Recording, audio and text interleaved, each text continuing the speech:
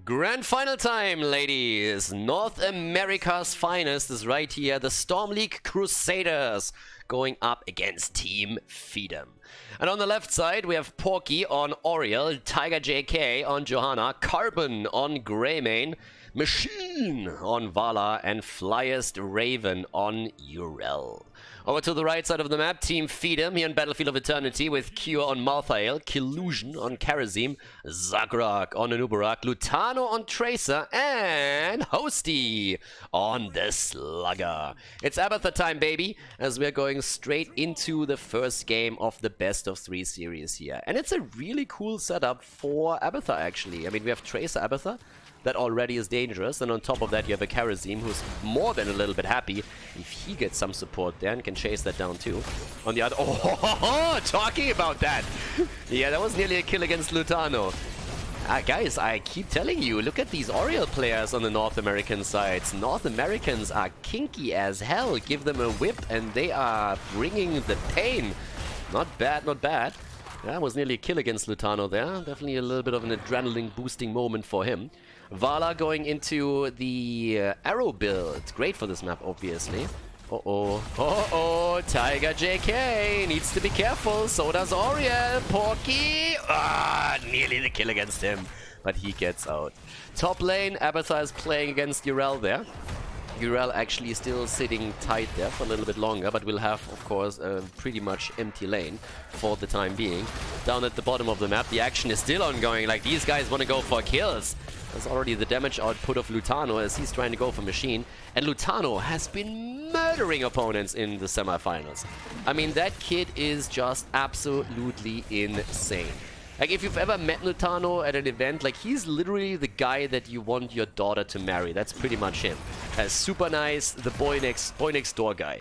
And you give him an auto attacker or any kind of hero that is a little bit mobile, and he all of a sudden turns into this absolute monster that is going to hunt you down, kill you, and torture you before he does it. So he's going to be a part of all your darkest nightmares. And Lutano at this point is taking aim again against the backline. He's been murdering it when he was playing Vala in the semifinals with the double support, and he's going to try and ping his Tracer skills to fruition now, especially with the Abathur support, of course. And they're trying to steal the camp away. Look at these fuckers. Unbelievable. They're moving in and stealing the camp away right there. And at this point, the StormLeague Crusaders are just thinking, what the fuck? They see the camp taken and it's like, wait a second, that wasn't supposed to happen. So yes, they got the Khaldor camp at the bottom of the map, but now they have to deal with their own shamans, which granted, they take down pretty quickly. But now there is, of course, no pressure during the Immortal phase on the lane for them. Talents are coming in, and with level 4, we are actually getting a little bit of variation. Eternal Retaliation taken right here, plus, as usual, the Puncturing Arrow. Anubarak, Zagrak is playing that with a shield build. It's actually interesting to see this much Anubarak on North America right now. We've had him also in the previous semi-final, and we don't see him actually at all anymore in Europe. Europe doesn't play a lot of Anubarak any longer. They definitely shifted their focus very heavily when it comes to the main tanks, whereas just a few months ago, Anubarak was just the end-all be-all in just pretty much the entire world here. But now we're also seeing the Adrenal Overlord, so the increased attack speed, that's great for Karazim, that's also pretty solid for Tracer, and they're trying to get that set up. One stack on the level 4 for Vala. Vala already getting attacked here. But the Immortals are on the map, and this is the time to shine. Now, Abathur obviously is still lacking the copy on level 10, and therefore the blue team has a little bit of an advantage heading into this. But the problem is that Machine might fall. Oh, nearly the kill against Lutano, and the save once more. Unbelievable.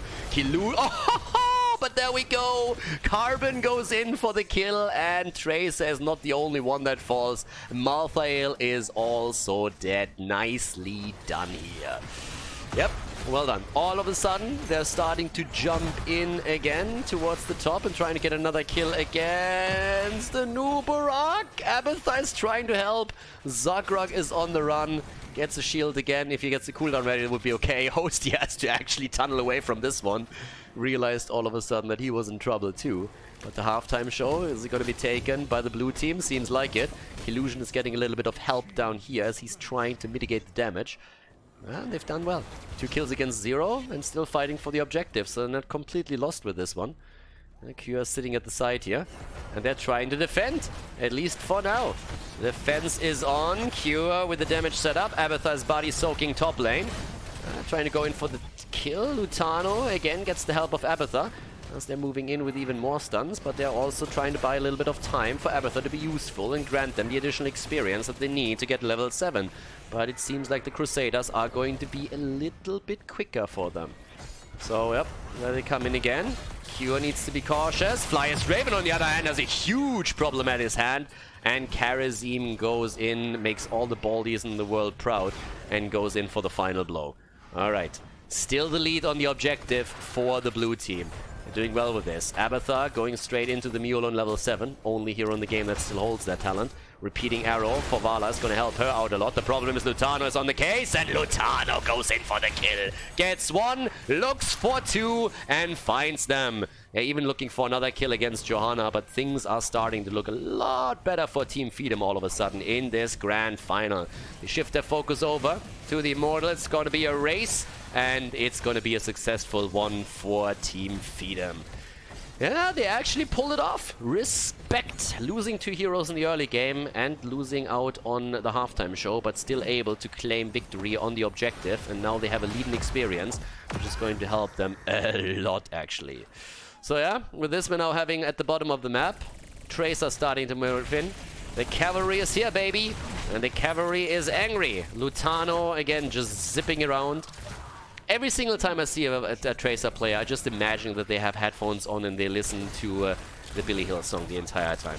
Like, that's the perfect Tracer song, really. I mean, you're just running around the entire time and you're just like, yeah, no worries in the world. That's probably the best song that you could possibly have when you're playing that hero. The Buck gets taken out, right? Yeah, the Cockroach is already dead as they're going straight on it. Greymin just stomped on that. And now, with only the wall taken, means very little damage on the fort. That was actually really good defense. The save. It was well done. Oh, again, Abathur still missing the copy, so that is obviously a bit of an issue. But there we have it. The attack towards Killusion, who should easily be able to jump out from this one, but Oriel is lending a helping hand, or should I say lending a helping whip, and gets him out of trouble. Didn't even have to jump. But here comes the setup as Q is angling in for the side show. Yeah, Urel is top side, so with Abathur's help, they can take this into a very advantageous battle for themselves. Q with the heals, and the bomb doesn't connect with Carbon. They're going for Tiger JK instead, and that should be a kill here. Johanna is down, and that's another kill in level 10 for the team. And the immediate Cocoon. Cocoon is in. Where's the stun? There's the stun into the 7-sided, and even Malthael dropping his ult to get the additional stack, and he gets it. There's no kill like overkill, baby. So right there, we have a massive lead now for the team in red in this grand final. Repeating arrow has by now granted 10 stacks in total to the SL Crusaders Vala. Machine still has to prove himself here a little bit, and just look at Lutano. He is dancing around the entire time. 23,000 damage for Malthael on the other hand. Yep, he is definitely adding the numbers up. But Lutano's shortly behind him, and the kill against Malthael, but it's a trade as he gets the kill against Greymane. And there's the copy. What's worse than Tracer? You guessed it, Double Tracer. There's a little bit. The only thing that's worse than that is Double Dragon, but at this point they're getting the kill against Vala and they make it a 2-for-1 trade, and they get the fort at the bot lane. Yeah, they are looking strong here now. Okay, Flyest Raven is flying already over the wall here, flying right up the handle, but not getting any damage in against the Immortal, at least nothing to really speak of. Already it's light attack. Uh-oh, Lutano! And he gets away. The Cocoon getting dropped by Zagrok as he is keeping everybody alive. But now it's a race for the halftime show, and with everybody present on the side of the red team, they might be able to pull that off. But Greymin is of course fantastic, and so is Vala. So it's pretty much an even fight that we're seeing right now, with a slight edge for the red team, which honestly surprises me a little bit considering how much immortal power we're having for the Crusaders. And on a crusade they are.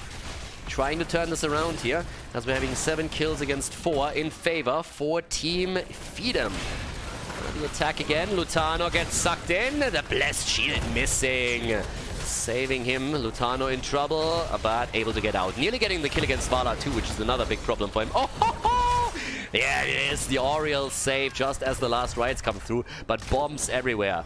Bombs away, baby. And they are starting to get the work done. And Lutano, like a surgeon, wielding a scalpel through the Crusaders here, looking for the next kill. In comes Oriel, a little bit of armor. There's the jump. Lutano again with the damage attempt against Tiger JK, trying to look for the kill. They get Greymane, they get Johanna, they get Vala, and they are just absolutely destroying the blue team. Zagrok somehow escaped, God knows why, and God knows how. Flyers Draven still a little bit low, trying to get the damage in against Q and might get the kill, but, well, you can't forget about Abathur. He's the big factor here. The rest of the team has already shifted their focus on towards the Immortal right there. At this point, 37,000 damage for Tracer. Just a little bit ahead of Malthael, I might add. So, yeah, Cure is still in when it comes to the battle for top damage in the game, with level 13 talents now in their hands. Soma Transference is also part of this particular setup, which means that we're having a bit more survivability for, well, you name it, Karazim, Malthael, Tracer. Doesn't really matter. Yeah, this is a big one. That Immortal at the top lane might not have as much shields as they were hoping for, but they should still be able to go through the fort. Here comes the attack again. Lutano comes in with the damage. There's the Blessed Shield as they are attempting to turn it around. Again, the negation of the ult from Malthael. He keeps throwing it out and Oriel keeps countering, but that opens kill opportunities up for Tracer. As we're seeing Lutano jump into the backline again. Tiger JK is down. Flyers Draven, not so fly anymore. That's the kill against Urel. Machine gets healed for a moment. And there's the kill against Greymane. 13 kills against 4, and the momentum definitely in the hands of Team Feedem. Yeah, that little snowball that they were hoping for turned into an avalanche right now, and the pain train is starting to hit the Crusaders hard. The top lane is already getting demolished with the fort down. The keep is the next target on the list, and they look like they're going to get the first one easily here.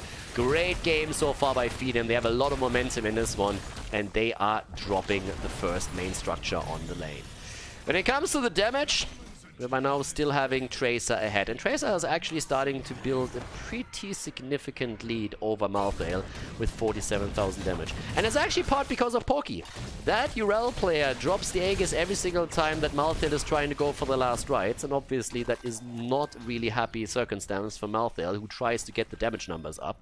But he's not able to really pull that off. Now, as we see more and more stacks on Malthael, that's obviously a losing trade for Urel, because, well, at the end of the day, the cooldown of the last rites will just be a lot lower, so it's not going to help too much. But for now, it is still something that she can pull off and where she can get a couple of wins in for the team. Strafe is already being used to force them back. Here come the level 13 talents on the side of the Crusaders, but 16 is going to be ready in just a couple of moments for the opponent as well. Big push topside now. They have a camp, they have the catapults coming in. The blue team is attempting to at least get some fort value at the bottom of the map as they're going for their own push. But with level 16 now in for just a second. Abathur even going for the value topside through the body soak. They're going for the fight.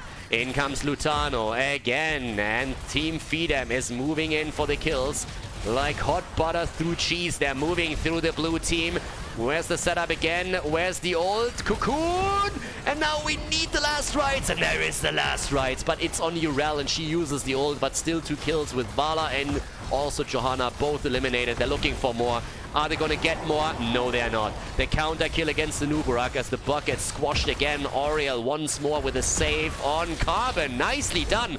Flyers Draven, not so fly in this game. Once again taken down here. Koa is already suffering a little bit of damage as we are having catapults everywhere. 13 minutes into the game. Doesn't really hurt too much just yet, but there we go. And again, we're having Nubarak going into Epicenter. And guys, again, I have to say it because I've seen too many games lately where we had Nubarak players going into debilitation. On level 16, Nubarak has exactly 1 talent. He has 1. 1 talent and 2 IQ tests. And if you picked anything else but Epicenter in the recent past, you failed the IQ test. So if you're playing an Uburak again and you find yourself on level 16 and you are thinking about, well, which talent should I take? Remember those words. There is one talent and it's called Epicenter. It eclipses any other talent on an Uburak. Tracer down, by the way. That's a good start for the Crusaders. That's actually pretty awesome for them. Lutano went a little bit too deep for this one. The team's still saying, like, guys, we can still fight this. And boys, as long as they really rock that fight, look at what's currently marching over towards that core. That's a double catapult right now. There's also the cocoon, and they're still fighting it. 4 versus 5. 7-sided strike. Tiger JK gets attacked. Well, no kill with the last rights, but they might get it shortly after. Oh, Flyer's Draven gets taken down by the Immortal. They win the 4 versus 5, and in the meantime, the core is falling to 1 down, 2 down, 3 down. Make it 4. Make it a 5-man team wipe, baby. As we have a 4-level lead, 21 kills against 6, and a move onto the core now with catapults and everything else that they can muster. Team Feedem is moving in and starts to take them down. Well played by them. The lead in the grand final against the StormLeague Crusaders as they drop the core on Battlefield of Eternity, the first map in the best of 3 series. GG and well played.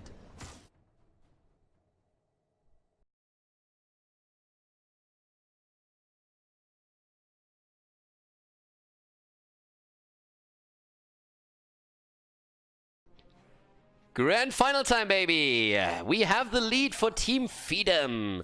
And, well, so far they actually just fried them on the other team. The Crusaders, on the other hand, with the aggressive setup right now. Tiger JK going into Garrosh. We have Pocky on Ana. Flyer's Draven on Karrigan. He was jumping on Urel, now he's jumping on Karrigan. Machine on Greymane and Carbon on Maiev. On the right side of the map, Cure on Dehaka, we have Lutano on Liming, Zagrak on Johanna, Killusion on Malfurion, and Hosty on Reyna.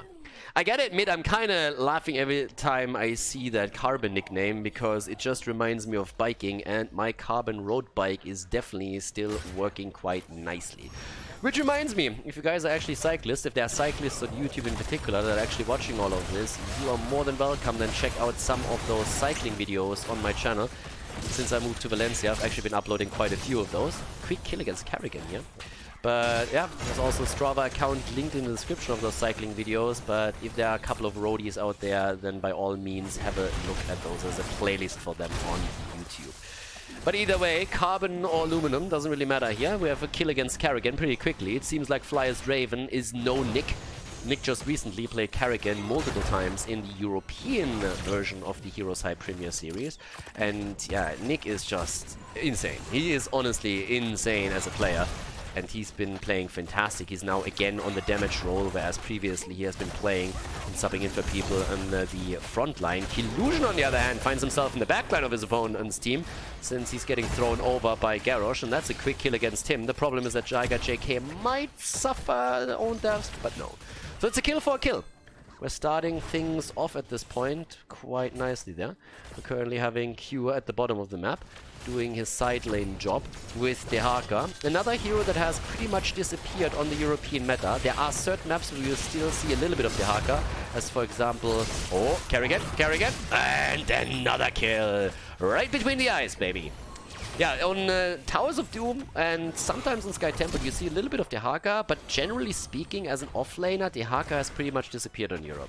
There was a time when Dehaka was like the pick in the European scene, and that time seems to be over. This has been a very bad year for Dehaka. Another lockdown. Uh-oh, that could be a kill. Lutano is already taking aim with Li Ming, and they get another one. That's 3 kills against 1. And I gotta say, Team Feedem is just killing it here. Ooh, what am I spotting here? Triumvirate on level 4. Now again, Lutano, I give you a little bit of credit here, because if you still go into Calamity, then I will let this one slide. There are certainly some Liming builds where you can go into level 4 and level 16 orb builds, which still work, but if you let Calamity go, then I can't support that anymore. In the European scene, we've seen this once or twice, but still Dominance is the dominant talent here to be taken even after the nerfs that came through. Yeah, that's another kill there, by the way. I mean, Hosty is at this point just killing it. One shot after another. Nice auto attacks here by him. Which actually brings me back to one point that we raised just the other day. If you're playing Heroes of the Storm or anything else, it always helps if you have a little bit of RTS experience previously, either Warcraft 3 or StarCraft 2, because it will pretty much ensure that you know how to A-move and how to stutter step. And on an auto attacker, this is the biggest difference between a good auto attacker and a bad auto attacker. You can spot the bad ones pretty easily because they're trying to right click everything, and that oftentimes ends up with them just running around like lemmings and never ever getting any serious damage out there. Whereas a good auto attacker is pretty solid at stutter stepping and also at simply weaving in a couple of A moves every now and then with needed, and Hosty is definitely doing a great job at this. The Red Web Weavers are now descending as we're having Team Feedem with the first turn in. So far they are dominating this game. They have 4 kills against 1. Kerrigan on level 4 now with the sharpened blades on 14 stacks for herself. But she didn't really have a good game up to this point. 2 deaths already on the side of the flyest Raven. Yeah, that Raven isn't flying anywhere right now. But maybe it can be changed. I mean, Kerrigan is a momentum-based hero. Gain a little momentum, you might have a chance there. Another quick jump here at the bottom. And all the way up to the middle of the map, we have the attack still ongoing, and there's level 7. Calamity, Calamity, Calamity. Good boy. Good boy. Yeah, Lutano definitely showing that he is not completely insane. You never go full in A, boys. You never go full in A. So in this case, they're actually dropping Calamity in there. Triumvirate. Again, if you go into level 4 and level 16, I'll still let that slide. Dominance has been nerfed after all, and not everybody wants to play around Seeker and Mirror Ball here. But we're gonna see how that plays out for him now. So far, they're absolutely crushing it. I mean, just look at that first objective that they're running. They're going for Tiger JK again. The control from Zakrak alone is already great here. And the Indomitable... Ooh, there's another move towards the top. And Li Ming gets taken out. Yeah, Lultano is down, and they're looking for another kill. Maiev actually finally finding a bit of value here. Another throw, another stun. Hosty in a very awkward spot, and everybody is jumping on him. And that's actually a fair amount of gems that is still lost. The problem is that the first objective has now yielded 2 forts, and despite the heroes that are dying on the side of Team Feedem, they are still looking way better. That's another 7 gems that they're definitely going to lose here. But even with that, 2 forts down, that's a win. That's a big win for sure. Now with 4 kills against 4, the count is pretty much evened out at this point. But let's see. We are currently having Zakrak on 16 gems. A little bit of a fight over to the top. Malfurion in trouble. Greymane goes in. But nice control by Hosty again with a penetrating round. They're trying to get the kill for JK. They don't get that. They're throwing Carbon in. And down goes Malfurion. Yeah, there's also another quick... What the hell? All of a sudden they're dying all over the place. I mean, Jimmy is down and so is Lutano. He came, he saw, and he died again. Veni Vidi GG. But at the same time, Zakrak is also eliminated and most of the gems are lost.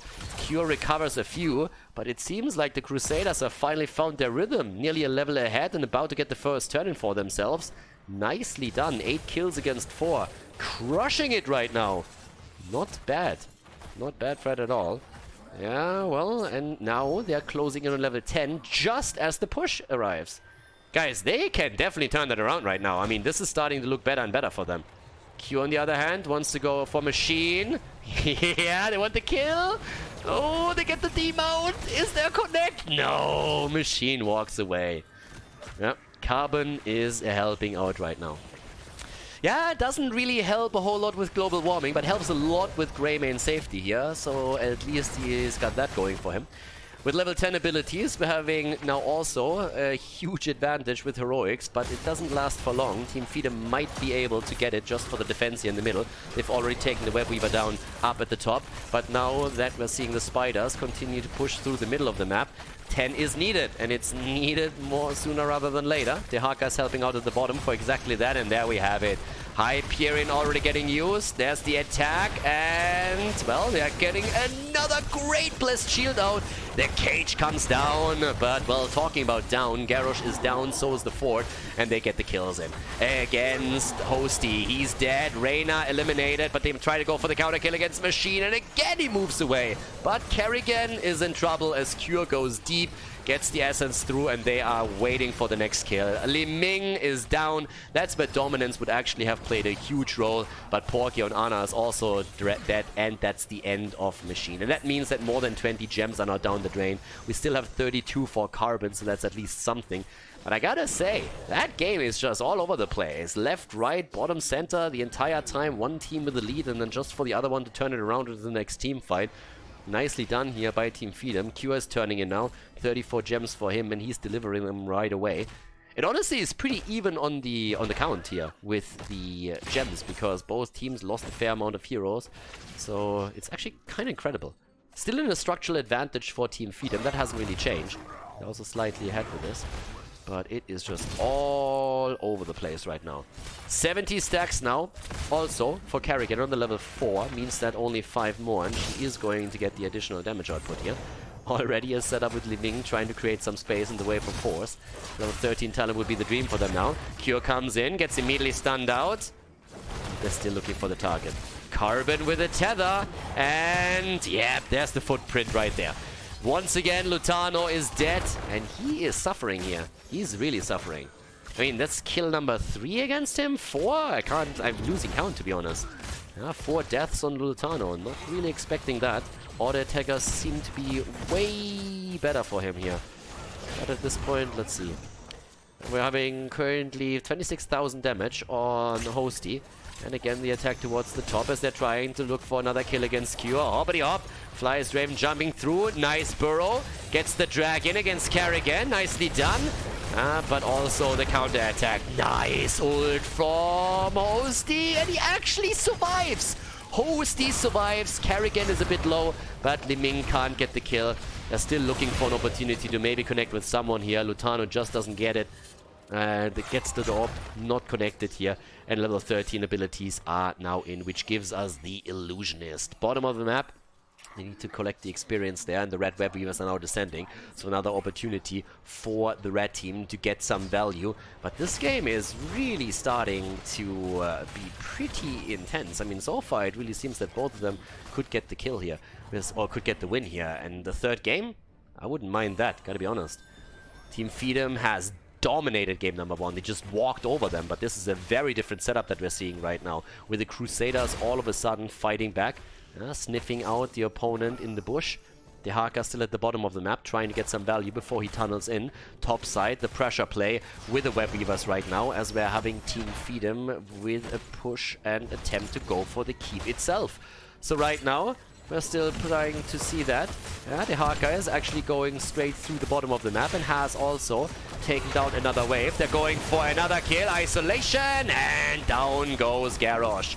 Garrosh dead, and they're looking for more damage. Bot lane has been eliminated. That fort is down, and the web weaver isn't done yet, with Cure proxying the waves behind the fort before he burrowed in.